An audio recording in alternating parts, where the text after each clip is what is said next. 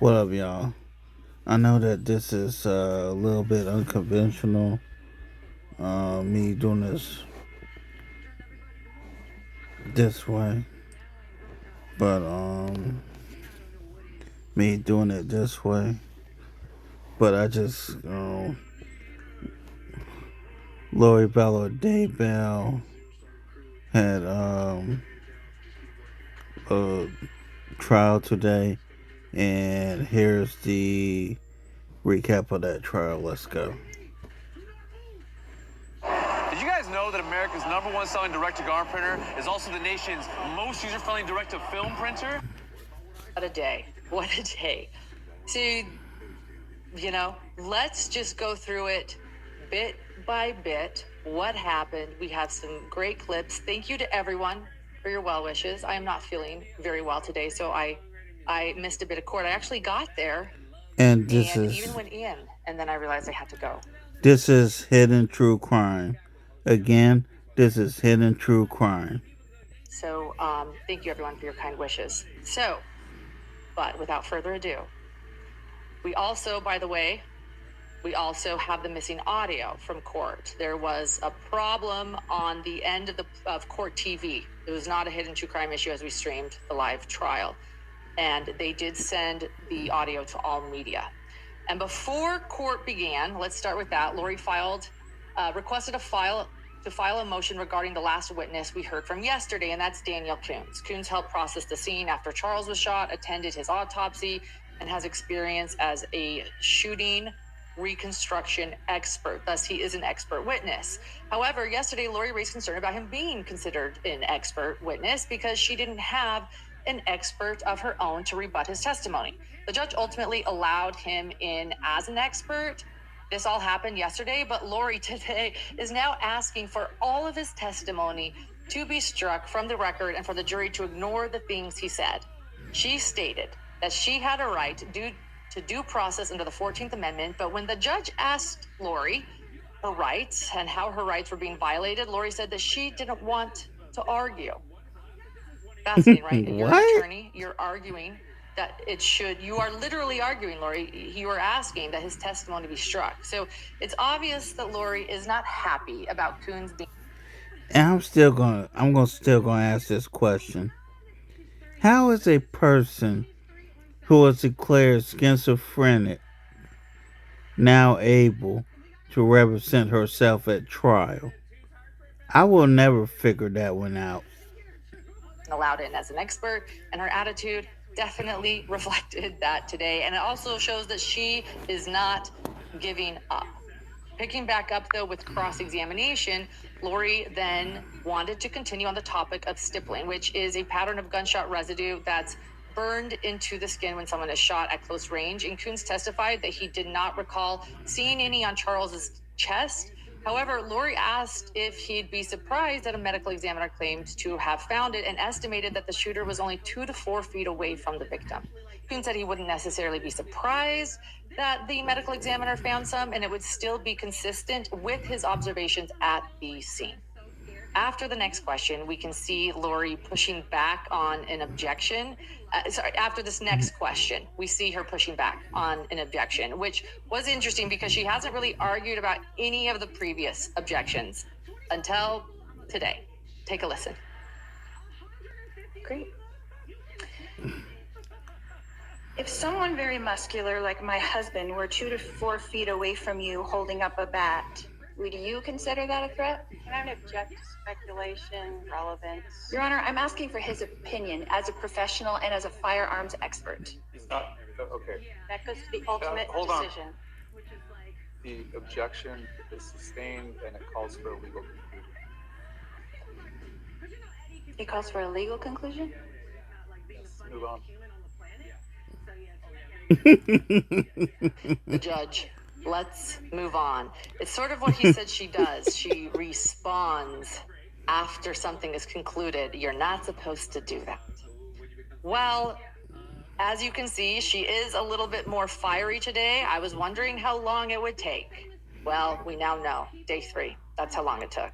Next, Lori Daybell asked if his opinion of what happened would be an educated guess.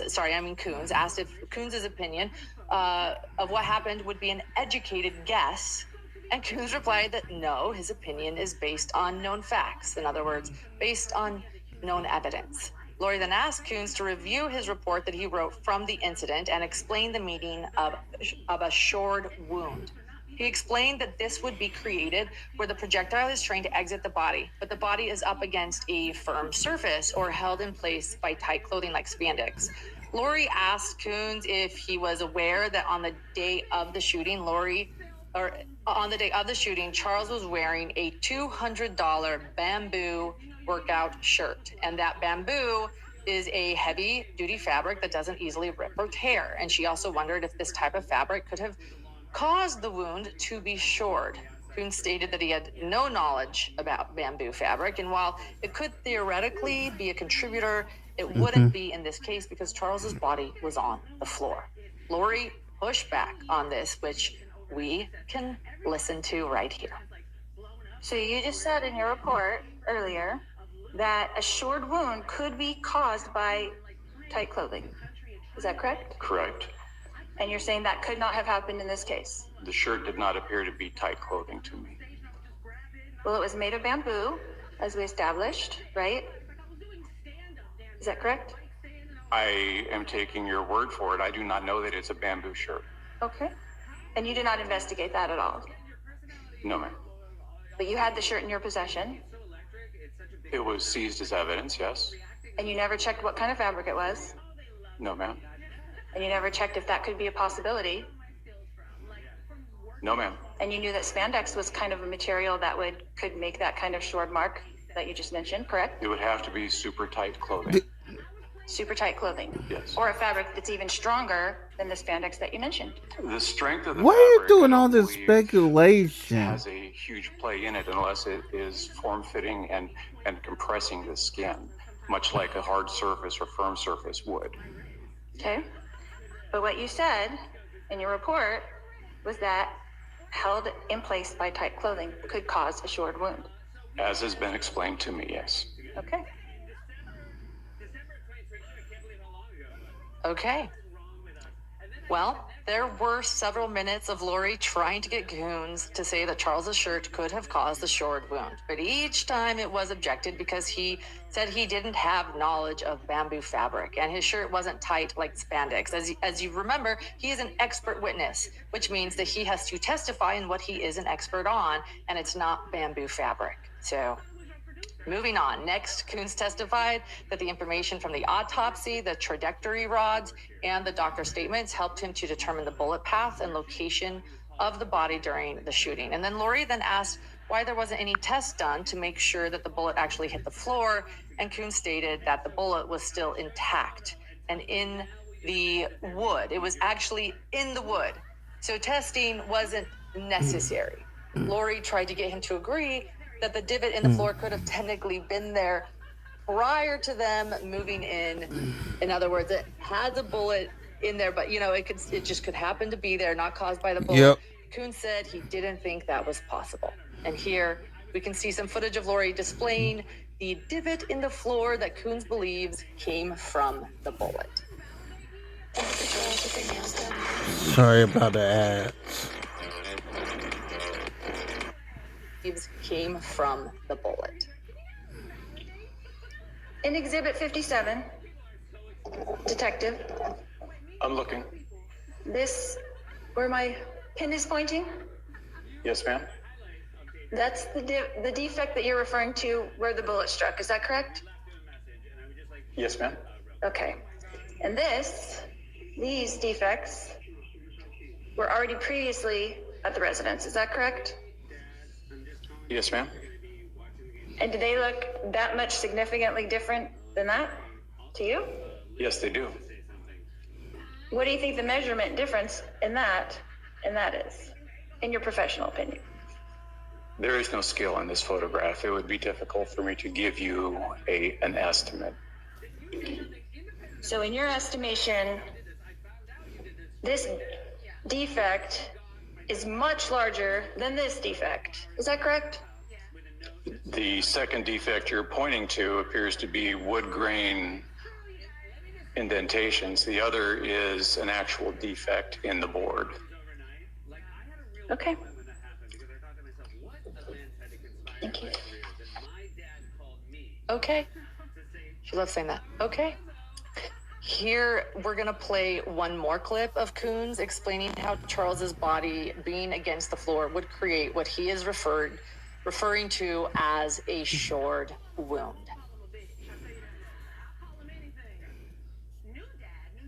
Okay. So that's what you mean by a shored wound. It hit up against something. Is that correct?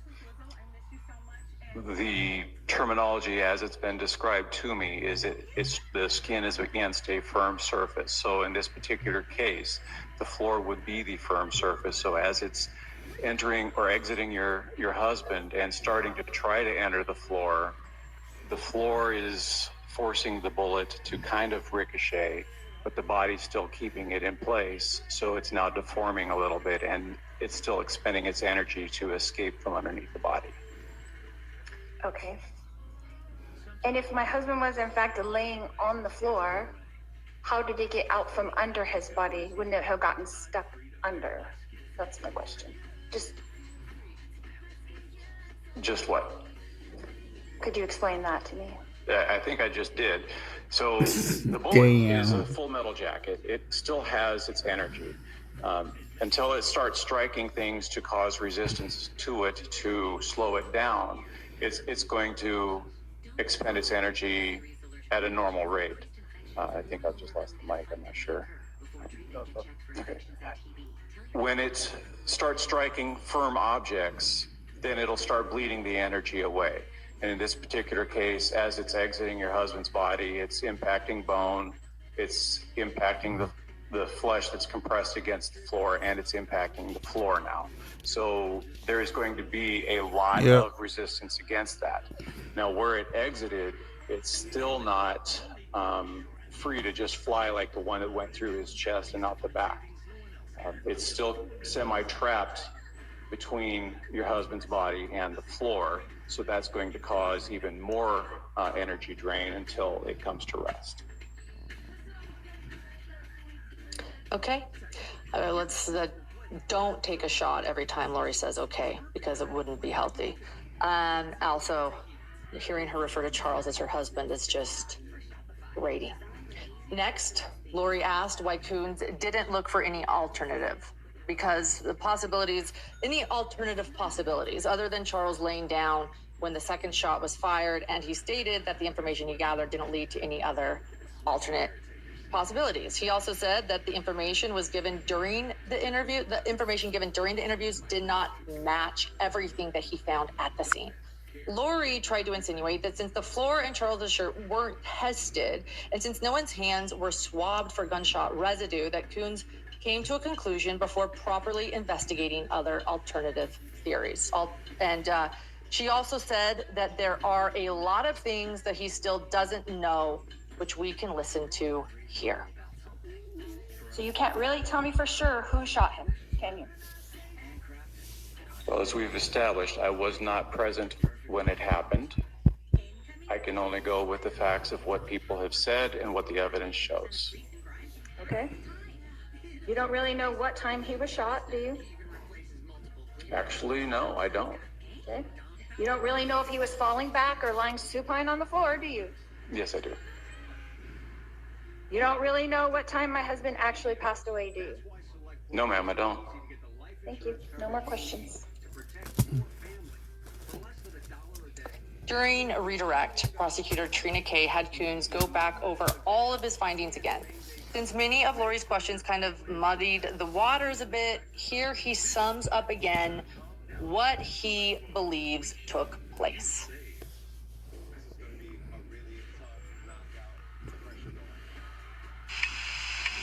Dang it.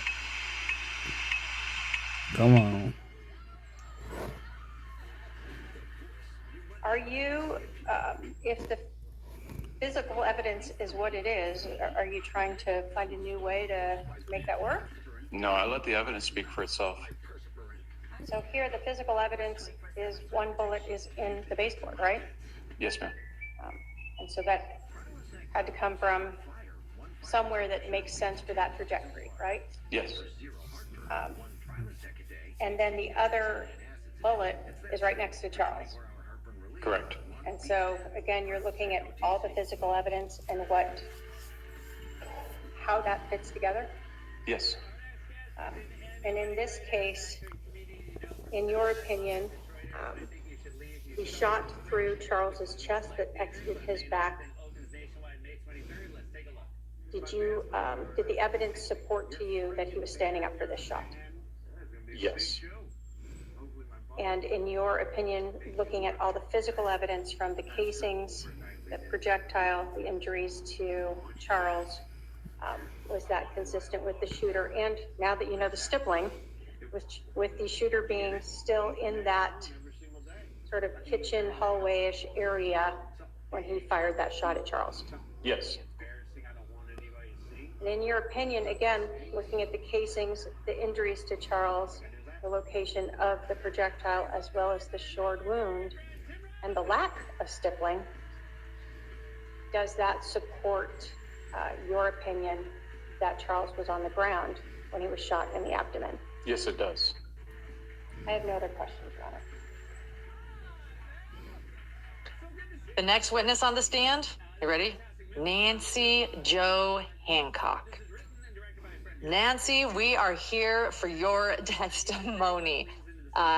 Nancy Jo Hancock. So who is Nancy Jo?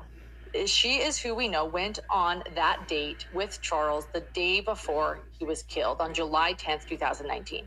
Nancy Jo explained that she is divorced and met Charles on an LDS dating website in July of 2019, the month that Charles was killed. Charles eventually asked her for her phone number, and they began texting frequently and talking on the phone for hours. And during these conversations, Charles was very detailed about the aspects of his life, such as his children and why he was separating from his soon-to-be ex-wife, Lori. Nancy Jo said that she found it strange how calm and kind Charles spoke about Lori. So Charles was kind to his soon-to-be ex-wife, even with all of the things they were going through and her new beliefs that went against their LDS or Mormon or Church of Jesus Christ of Latter-day Saints, their religion.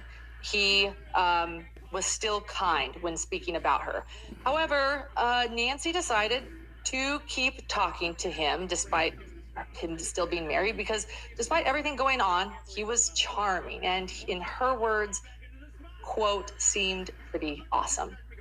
Next, Nancy Jo explained that Charles and Nancy met for the first time on the night of July 10th. Again, the night before he was shot and killed.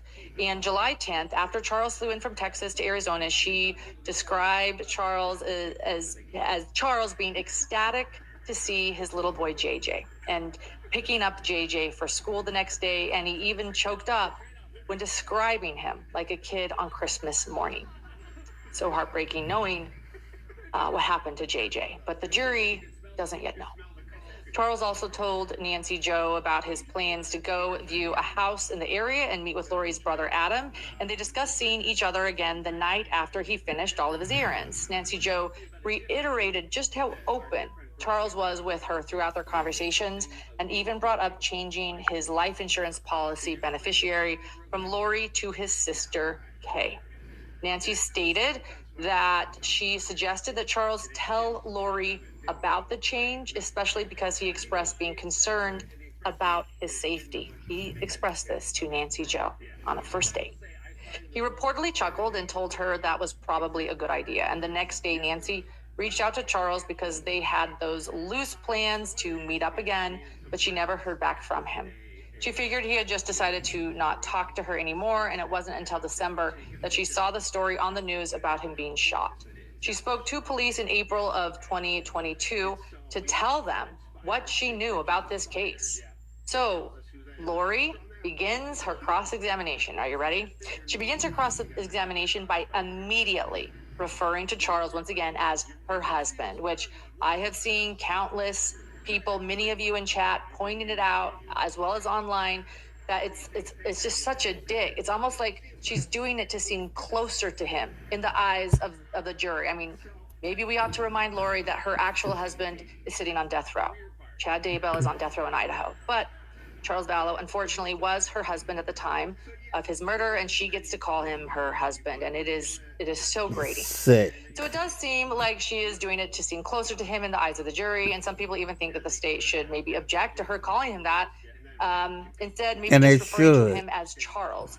It also seemed a little snarky, the way she said it to the woman who had developed a connection with Charles while he and Lori were going through their separation, Nancy Jo Hancock. Regardless, let's listen to a little bit of this back and forth with Lori trying to insinuate that they weren't actually going through a divorce. Take a listen.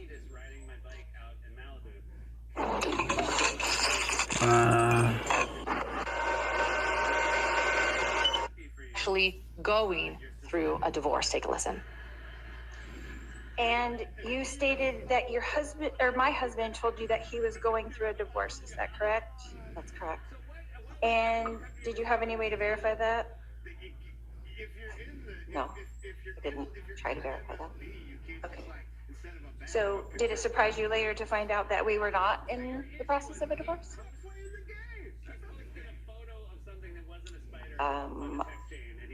Charles was in the process of a divorce. He was not in the process of a divorce. Did it surprise you to find That's that out? bullshit, Lori. You've seen it all on TV where we're not getting divorced. Okay. Just because it wasn't So, on paper the don't website mean that you met him, did he anything. say he was divorced? I'm not certain. What Lori Vallow Daybell doing here is gaslighting. Charles Vallow was in the process of a divorce. Even though he didn't have everything on paper, he was in the process of a divorce. So what Lori Vallow is saying here is a goddamn lie. Excuse my language. Would you have gone on a date with him if he would have said he was married? If I would have realized how married he still was, maybe not. This is gaslighting. I'm sorry. I think the only reason Lori Vallow chose, in my opinion, to represent herself is to gaslight every damn witness. That is it. That is all. It's to gaslight. But I just met for dinner. I wasn't sleeping with him or anything. Do you go on dates with married men? Naturally? Argumentative, Lori. That is argumentative, Lori. That's under 611 for harassment. All right. Also state the objection. Your Honor, do I not have a right to cross-examine this witness for what she has already testified to? You can cross-examine her about what she's testified to. So you did go on a date with married men, I went on a date with Charles. but you did not know he was married. I knew his divorce was not final. His divorce was not started. Okay. This is gaslighting. And neither was your divorce started, Lori, when you started having an affair with Chad Daybell. But Thank you, Lauren. moving on. Thank you. There were several more instances throughout where Lori is just sort of very nasty and accusatory towards Nancy Jo. And the host of this Hidden True Crime, her name is Lauren. And I'm glad she called out the bullshit that Lori Vallow Daybell was trying to put out there. Thank you. Oh, like asking her if she usually goes on dates with married men. Again, pretty ironic coming from her considering what we know, and I don't think her speaking that way is going to go over well with the jury. At Hell one no. point, Lori asked Nancy Jo to describe some of the things she and Charles discussed on their date, which has one particular great moment that we can listen to here. I think this is going to go down in trial history as one of the better moments. Take a listen. So are you trying to tell me and this jury that you went on one date with my husband and he told you all the details of our lives? I'm telling you the truth, and that's what I know. So you spent your whole date getting to know each other, talking about me.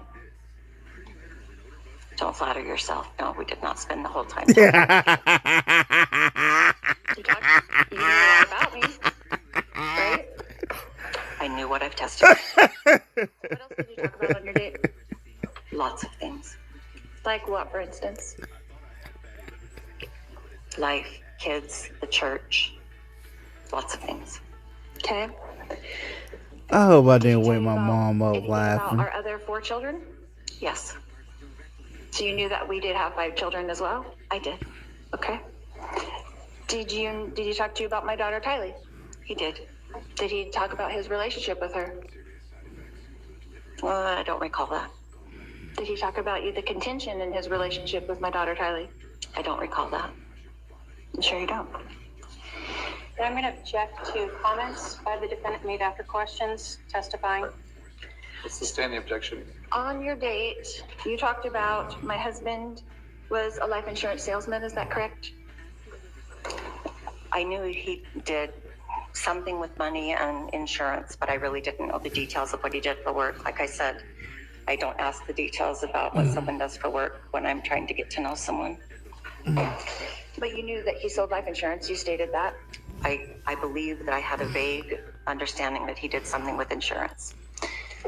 And then he brought that up again at dinner.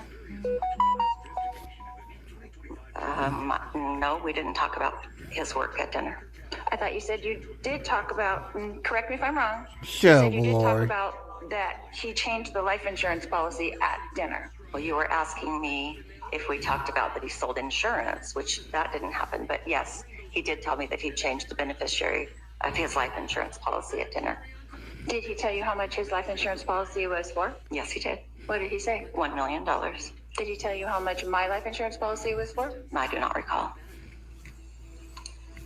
You don't recall? We didn't talk about you very much in that vein. When did you talk to him about me very much then? If it wasn't at dinner, was it in your text messages? We were talking about what he was going through in the process of separating from you, not about what your life insurance policy was worth. And we talked about you on the phone, and when I say you, meaning what he was doing as he was going through this separation. Nancy Joe telling Lori not to flatter herself. With this type of sparring going back and forth, the judge called a sidebar after the state objected to Lori's questioning for harassment, actually. However, there were some technical difficulties with the court reporter being able to hear, so the jury was actually sent out, and we were able to listen to this sidebar. And there was a moment where the lovely waitress came over and she was telling us about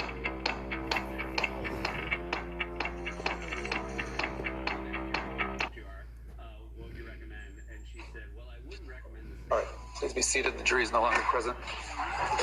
The last question the defendant asked of the witness was along the lines of, what things did you discuss about me, meaning the defendant? Is that correct? That's what I Yes. recall, Your Honor. Are you sure you wanted to answer that question? Because you're opening up a really big door. If you want her to answer the question, I'll let her answer the question.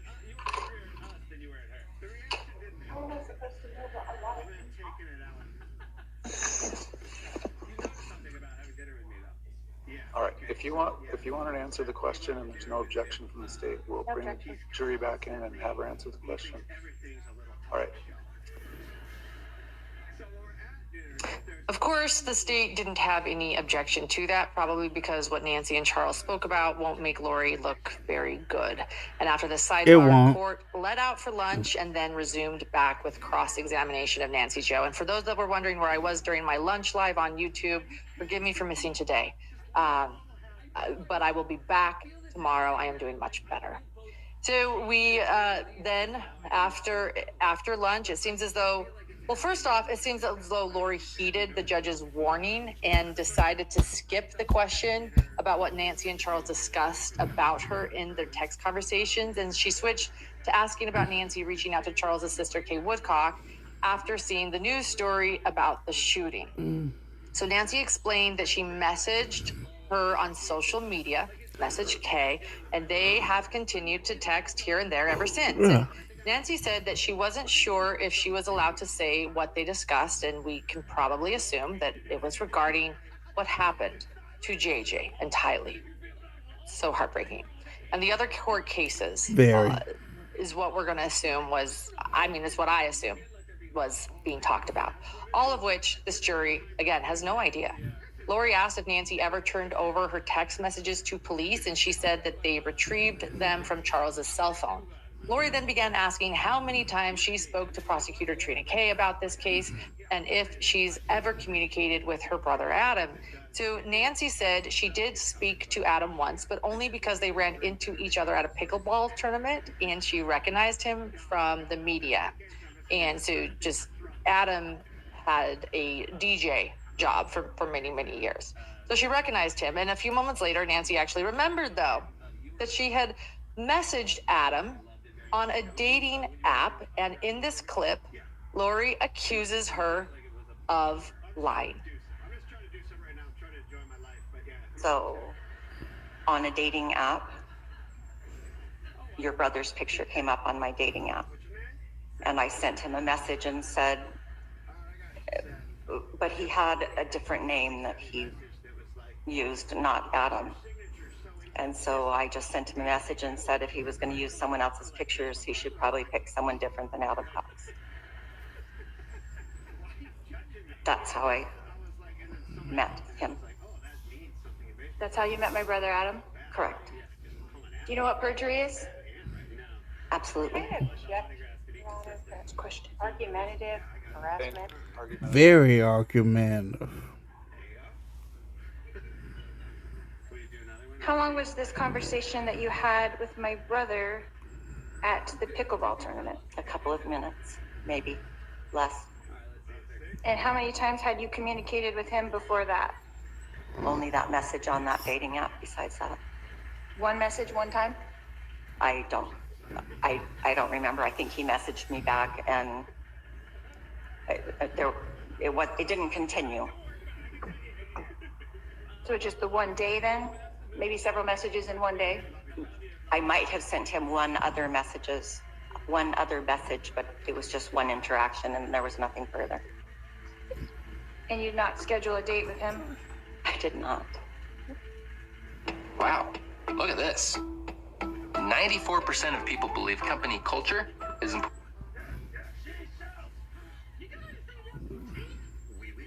Next, Lori asked Nancy if she had ever spoke to Brandon Boudreaux, Lori's niece Melanie's ex-husband.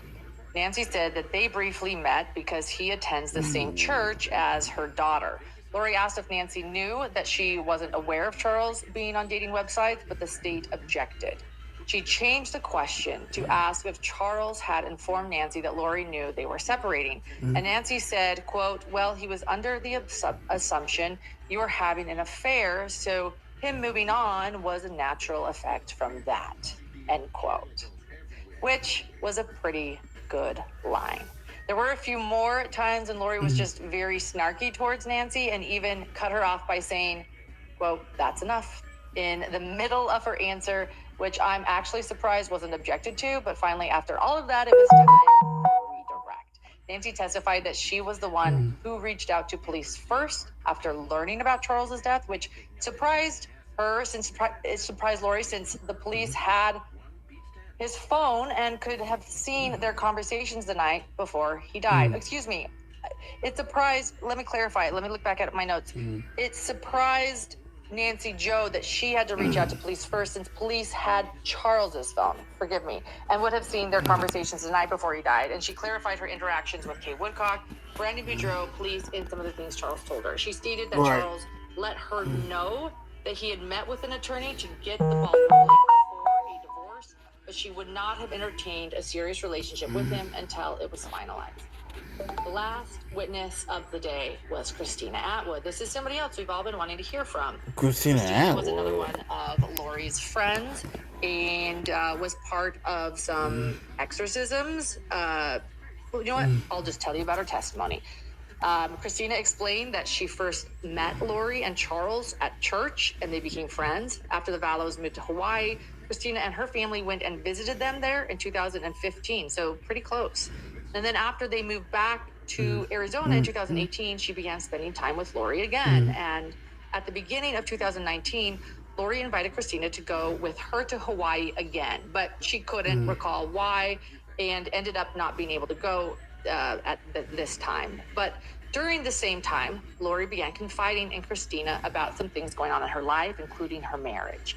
She said that she was upset with Charles and that they weren't living together anymore. She also knew that Lori had been going to Hawaii by herself and didn't want very many people to know. Christina stated that this time JJ was actually staying with Charles and Tylee. JJ was staying with Charles and then Tylee was staying with Alex. Christina testified that one of the main reasons Lori was upset with Charles is because he tried to get her temple recommend taken away. So she didn't want Charles knowing where she was. And when Lori got back to Arizona in the spring of 2019, she invited Christina to attend a group meeting. The people at the meeting were Lori, Zulema, Melanie Gibb, Nicole Earle, and Serena Sharp. At this meeting, Lori told the group that she was concerned that dark spirits were plaguing and possessing Charles. Christina said she was disturbed about what Lori and her brother Alex were saying about Charles, and even another woman attending the meeting named Serena. We will hear from Serena. Christina confronted Lori about this, and it became obvious that she began distancing herself from Serena and Christina moving forward. That's when the distance started happening. And then, just so everybody knows, this is actually where audio went out during trial, and it went out for everyone. It was a Court TV mishap. Court TV is Pool. They are streaming the trial for all of the media. And it went out for about 15 minutes, but don't worry, we actually do have that on our YouTube channel. It's youtube.com/true crime. You can listen to it there. For those listening to the podcast, YouTube, that's where you can find it.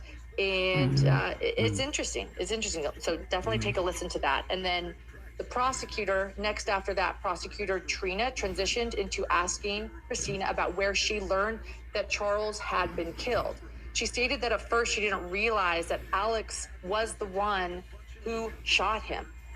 And then Trina asked if at any point did Lori say she was joking about Charles being possessed by evil spirits, and Christina said no.